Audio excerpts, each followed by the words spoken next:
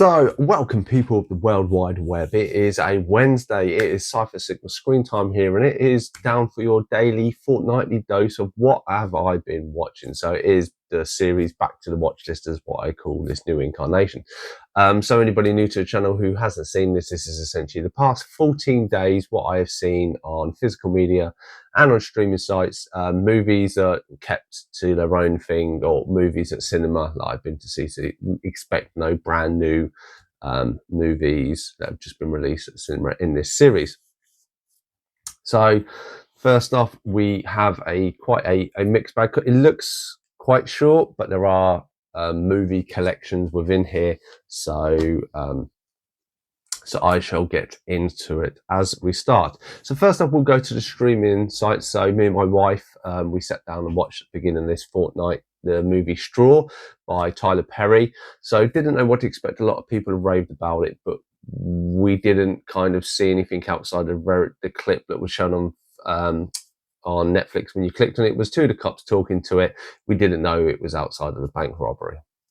So anybody who doesn't know of this movie, is essentially a woman kind of down in luck with a young daughter. Unfortunately, she wakes up to loud noise being played in a block. She is out of money. She's waiting for a paycheck today. Her daughter doesn't have any food. The school are being funny with her. And essentially her day just goes from bad to worse, to a robbery, to her shooting someone, to a bank robbery where it's not kind of a bank robbery and a bomb scare. And I must admit, I was actually quite floored. Me and my wife were both by the end of the movie. It was a great movie, well put together. A few twists and turns that you don't see coming, and I'm normally quite good for picking up on them. There's one moment I picked up on very early on, but I didn't think much to it. But great, from Tyler Perry. Obviously, anybody does know he does the Mandela Lady kind of cross-dressing series. I've not seen any of them. I know him as Baxter Stockman in the latest Teenage Mutant Ninja Turtle movies. But yeah, this is kind of his first directorial debut that I've seen him. He might have done a lot more. Apologies if I don't know that. But yeah, I'd thoroughly recommend that. So that was on Netflix. So next one we'll go over, we'll do a few streaming and back and forth. So next one we go to Disney Plus. So me and my wife, it's been quite a busy few weeks and a lot of stuff going on, and you just needed something to kind of turn our minds off. So we decided to put Snow White, the 2025 movie on. So as I say, I always give the movie a second chance. Essentially, my wife more or less reiterated exactly what I thought. Why were there songs in there they didn't kind of fit? Why have they changed this? She was a bit upset that the I-Ho song was changed, and was like, why have they got these magical powers and didn't do anything? And as I say, it's up to Disney, it's up to these studios to produce and bring in. I say Rachel Ziegler, she has a very good voice. She's an all right actress. The haircut and stuff, I don't know why they went that way when it didn't kind of suit her. Obviously, you had the comparisons with her and Gal Gadot. I think as a Gal Gadot in the makeup as the old lady worked very well. But as the most of it, there were just so much stuff that just didn't work or wasn't quite right for this movie. Don't get me wrong, the original song, the first song that's at the beginning and at the end, is really, really catchy. So there are elements of it. It just missed, it was firing like 50 bullets, and unfortunately about 2 of them hit. It just is what it is. I mean, I enjoyed Dopey and the side of things him. But anyway, we will shift to that side and we'll get into the physical media side of things. So first up, as I said in the last video, we finished season 8 of CSI.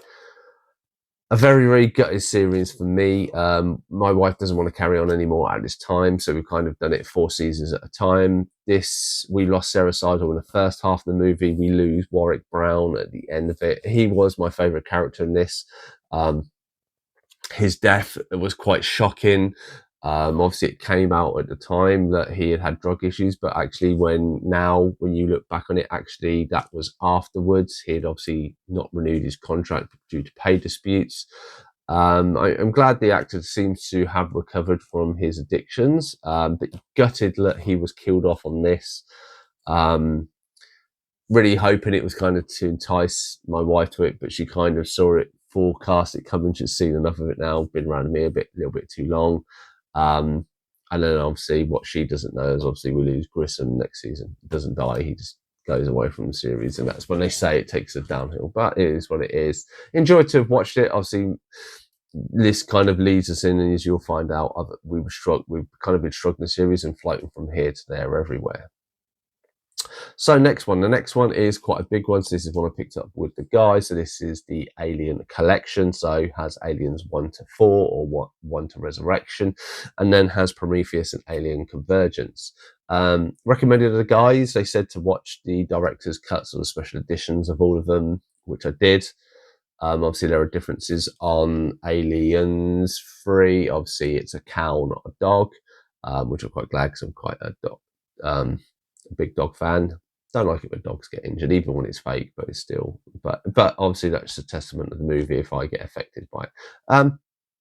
So what did I think? So I'm trying to get hold of AVP 1 and 2, and when I do get hold of them, I'm going to try and do a full review. So I won't go into too much detail, but I did enjoy it. This kind of re-cements my views on the franchise that I do class to Aliens above Alien. Like, I get Alien, it's been there, I appreciate for everything it was.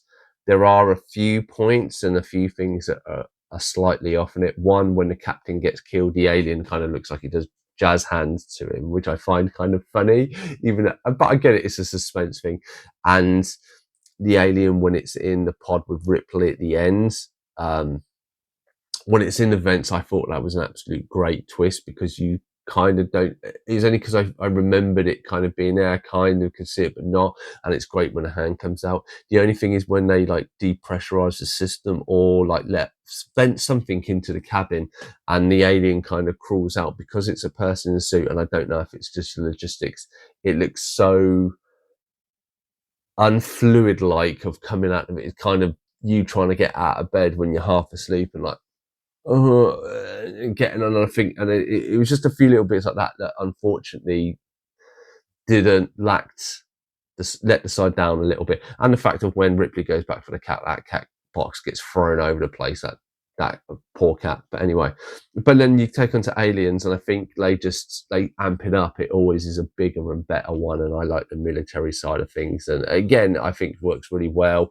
Obviously, most of it is practical effects. I like the fact they took the airplane car and turned it into that military one, and its whole, and like the Weyland Yutani side of things, it's the company and they want to go back there and they've colonized it and it's fine. And no, they were obviously after that one, colonized it to basically create this alien homeworld. And then you have the Queen, and I thought the Queen is very much a step up. It's very menacing, and mostly all, as far as I'm aware, practical effects, and looks really, really good.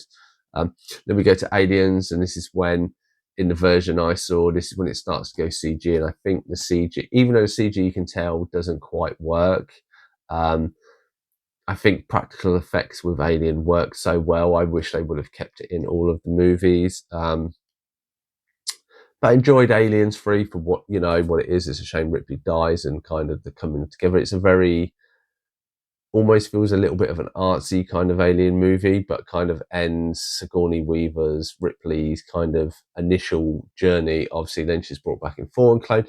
Again, it kind of reminded me of a Firefly kind of, you've got the crew together. Again, it worked really well. I enjoyed how they deaths. Obviously, this has then Warwick Brown, the actor who plays Warwick Brown from obviously CSI, which is quite a link, not planned.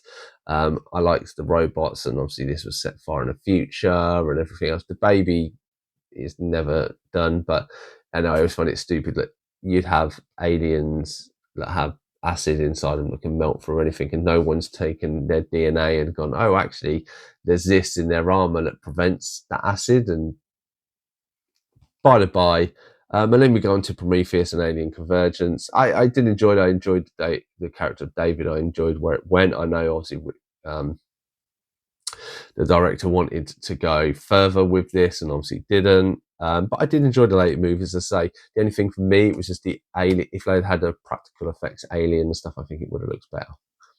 But anyway, that is the whole of that. As I say, I'll get AVP 1 and 2 on Blu-ray, so I've upgraded the whole set, and I'll rewatch it all and give you a ranking of everything. Next on, we go to some that are quite a few are from AJ and stuff. So first off is Beastmaster. I decided to put on one night. Didn't realise the main lady is from that 70s show. Unfortunately, it's part obviously Rip Torn is the bad guy. And actually did really enjoy it. It was very much, you could tell, a creature of its time. I enjoyed for that time of how they have all the animals intersecting were really good. There are some cheesy fight scenes and stuff, and it's what you kind of expect from that era. Bit sad when the ferrets die at the end. I kind of feel it wasn't necessarily a necessary death for Rip Torn. And, you know, and some of the pretty women with the weird makeup and stuff like that.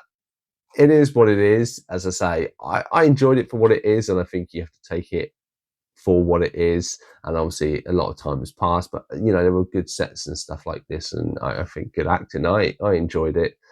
So thank you, AJ, for gifting me this and having it. Next up was one that I realised we had sealed and had in it. I really wanted to watch. So me and my wife are big fans of Hugh Grant. I kind of forced her to watch it. She really likes Notting Hill, but I think she's seen it quite a few times. But I say I wanted something happy. And, you know, it's the whole, I'm just a girl standing in front of a boy telling him I love him. You know, you can understand and appreciate these two sides of the story. I think in a lot of these cases, like Four Weddings and funeral stuff, there are elements to these people that you think are a little bit absurd. Like Annie McDowell is a bit, I don't think she seems as a very nice person in Four Weddings and funeral. In this, obviously, Julia Roberts' character is a kind of nice, sweet, and caring person, but obviously she's been hurt quite a lot, and there's a lot of her surrounding stuff, and the fact she had a boyfriend but is kind of uninterested in Hugh Grant's character. But I like these British comedies; they don't make them, and obviously this has the soundtrack of Ronan Keating. When you say, I think, oh, and I feel it really fits, and there's not movies much like this. You know, there are soundtracks and songs made for movies nowadays, but there aren't as many as this. Rom-coms did kind of die out, and I do think with like Bridget Jones stuff, if it's done well, we can have a resurgence. You just need the right people, but that is just me. Then we get into the upgrades. So then I have this. I have to remember. I think Scott gifted me this, so if it is, apologies. I say I get confused, get gifted a lot. So yeah, I'd recently watched this. I'd watched this recently anyway, so I had it quite fresh in mind. So rewatch it. Just obviously the Blu-ray just makes it a little bit better. I still do enjoy it. I enjoy the design. I enjoy the futuristic feel. It very much feels like kind of an isolated event from the whole story. I like the Android and stuff. It's a lot of elements that really tick all the boxes for me. The only thing that kind of brings this down for me, I always kind of have a problem when it's just like the killer's like super invincible. Even though the nano's bringing back, without that, when he's chained up, like, you know, he can't be destroyed or anything like this. And I always feel that without any hope, apart from being frozen, I suppose, there's no hope for the humans or the good guys. They're always going to die. But it was a nice that they took something and decided to take it in, you know, take this horror genre and, we'll take it into space and make it a little bit different. I think that was really nice. I really enjoyed it. So thank you for the upgrade as well, Scott. Next one, I bought off Matt. He had a deal and I kind of ended up with Morpheus. I do enjoy this movie. Rewatching it for the third time. I've watched it once at the cinema and then I've seen it twice. I think I watched it last year when I updated the DVD to Blu-ray or bought the Blu-ray, and now obviously I had the Steelbook, which obviously is Denmark version. Really nice Steelbook. Really enjoy these art ones. I think Jared Leto did an amazing job. I don't think he gives enough credit. I think this was his best superhero role. I really wish they do bring him back in. Who knows? We might get some sort of horror crossover. I think for me, the Matt Smith role and the bag, I think that's what lets this movie down. Specifically when you have a villain character, so to speak, Michael Morbius, that he is portrayed in the comics kind of, or maybe a misunderstood because the virus and the blood kind of takes him over. I feel that it's a shame that that, you know, you kind of twist him to be kind of anti-hero like they've done with Venom, but you need a good villain to go out. And I think Matt Smith's character just wasn't that great for me. So there's that. And so we move on to, we would do all of the physical media because I've got a few more left. So next one, this is from Scott. I don't remember it. So this is Gladiator. This is Cuba Gooding Jr. and James Marshall. James Marshall, never even heard of. He's the guy in the front. He's probably been in other stuff, but apologies, I don't know. So he is a young lad. His dad have moved to like the projects, so to speak. He is kind of he has this natural fighting skill. He goes to this school. Unfortunately, he's kind of a bit picked on and gets to some fights. He then kind of befriends Cuba Gooding Jr. And due to a set of circumstances, he kind of becomes an underground boxer in this underground ring. And then this bloke takes a liking to him. The reason why he's there is because his dad is struggling with a job and owes a lot of debt. The bloke who runs kind of the boxing side of things, he ends up buying his dad's debt, so he gets indebted to him and has to fight for him, and it kind of leads to an epic fight. Really, really enjoyable movie from that era. Cuba Gooding Jr., all that, the boxing, it was a kind of very morals movie and very kind of, you know, almost a Rocky kind of feeling of it. Brilliant soundtrack. I must admit, the soundtrack did absolutely blow me away on this. It was actually loads of songs I've never even heard of, but really, really enjoyed it. And yeah, and there is a little bit of romance and stuff like you expect, but not full on. And I just think it works quite well. You know, as I say, the morals and something like this, and always the good guy wins in the end. So yeah, thank you very much for Scott. Really enjoyed Gladiator. Glad to have it in my list. As I say, I didn't even know this was even a thing until Scott had presented me with it. So really happy. So let me get on to the final one that you would have seen in a Payday pickup. This is the Green Lantern, Beware My Power. So this was 2022 animated Jon Stewart. Very much focuses on Jon Stewart as a kind of PTSD, kind of suffering from the war, struggling to find his way, and due to a set of circumstances is given a Green Lantern light, comes across a very minor Justice League where he then kind of has Green Lantern join him. So we always had the Green Lantern and Green Arrow, sorry, so Green Lantern, Green Arrow, you have these, there's quite a strong bondship in there. And believes the ring is Hal Jordan's. So there is kind of what's happened to Hal and stuff like this. Then you have Shiera, so Hawkgirl, she joins the fray. So you have these kind of three characters and they go off. And then you have Sinestro, who's kind of the bad guy. He's been doing some damage on Themyscira, not Themyscira, because that's where Wonder Woman comes from where Hawkgirl is, and you meet Adam Strange as well. And then you kind of have these four on a kind of mission trying to sort stuff out. They come across a captured Hal Jordan, and then the kind of true villain is revealed. If you know the comic books, they do take some liberties on some stuff. But I did enjoy it. They kept quite a lot of diverse space creatures and characters that I don't really know from that side of things. So it was quite enjoyable. And it's kind of the power and the glory. It's kind of, it's more or less the how giving someone power, which is in a kind of physical state, how that person's morals shine through as a kind of going back onto like other stuff, and how kind of he becomes a true Green Lantern and what the ring saw in him. So that was really cool to have this in the collection. As I say, I vaguely kind of seen bits. So I must have seen the trailer if not seen it, but being 3 years old, I can't remember it. So then we go on to the final two. So the first series is we watched, as I said, me and my wife were struggling a little bit, so we've been watching some stuff. So on Channel 4 or 4X or wherever it is, there is Suspicion. I believe that was 2012 as well, and it is essentially it is kind of built between America and the States. So in the States, you have this young lad. He goes into a hotel. These four characters come out wearing the Queen, Prince Charles, and stuff like this, and William, face masks on. They beat him up and kidnap him, and you find out he is the head of kind of a big politician in America, played by Uma Thurman. So the government start looking into it, and they kind of link up to the British force. So you have a liaison that comes over, and the British force are looking for it. And when they start searching out, they find that these four characters, so you have a young professor played by the lady from S.H.I.E.L.D. I can't remember her name now. You have Raj from the Big Bang Theory. He works at his family's carpet store. He went over there for a business trip that he kept to himself. You have what it is. You have another lad who is kind of was partying with the young lad who got kidnapped. And then it's kind of and then you have a lady who is kind of a lawyer-esque, and she was going to get married. She was going to marry the comedian Doc Brown.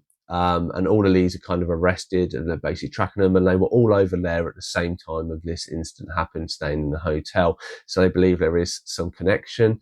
You also have a kind of rogue agent that is on the list, played by the lead character from Scorpion. He kind of comes over, connects up with them as they're kind of threatened by what looks like SAS, trying to tell them what come out. And there's kind of this all conspiracy side of things of something going on. Are they being set up? Are they not? And then it leads to kind of an ending. The ending, unfortunately, I felt was a bit of a letdown. I found this, and I think I mentioned this on the Better Sisters. We live in a time where television has moved on, and when you have kind of these suspense thriller kind of programs, what they kind of do is they have a big group of actors and actresses who are in the main storyline. So you have, I'll use my fingers as illustrations, but it's like every one of them has a secret, even potentially some of them, sometimes the police and stuff. And there is so much of this story where it's switching from person to person and story, because there's so much unknown. You kind of don't have a clear idea of what's going on, and because it is so muddled, it becomes a little hard to follow. And because it becomes a little hard to follow, I don't think you relate too much to it. That by the time the end, it's all revealed. You're like, okay, it all makes sense now, and it all comes together. As I say, the ending was a bit disappointing. I kind of suspected the overall synopsis of what would happen, but I didn't get who was who and who was helping who and what else and vice versa and stuff like this. And I think that very much let the series down. So not that the actors or actresses were working, I just think the overall story and how it was executed could have been better in my eyes, but that's just my personal opinion. So that's Suspicion. So one to have watched. And then finally we end it with Squid Games Season 3. The long-awaited final to this conclusion story. So Season 1, if you've seen it, is about the first or that year's Squid Games, or that, I think they have multiple games for a year, so it's that. And then you have the main character. He manages to escape. In the second series, we find he goes back in, kind of undercover, so to speak. And then Season 2 is the first half, and Season 3 is the second half. I don't want to give too much away, because there are a lot of twists and turns. They do tie up most stories, and as you've probably seen, there is a link to that there would be a American Squid Games, whether that actually happens or not. For me, I think I'm done with Squid Games at this point. This very much, the story was all right. Season 1 was great. It's always going to be hard. The person who created it said he didn't have any plans for future ones, and then because of the popularity, he was forced to do these 2 seasons. I think doing 2 short seasons together, I think I can understand their reasons for what they've done of the games and how they ended it. For me, I would have gone, and it's not spoiling anything because I'm not telling you what's happened. For me,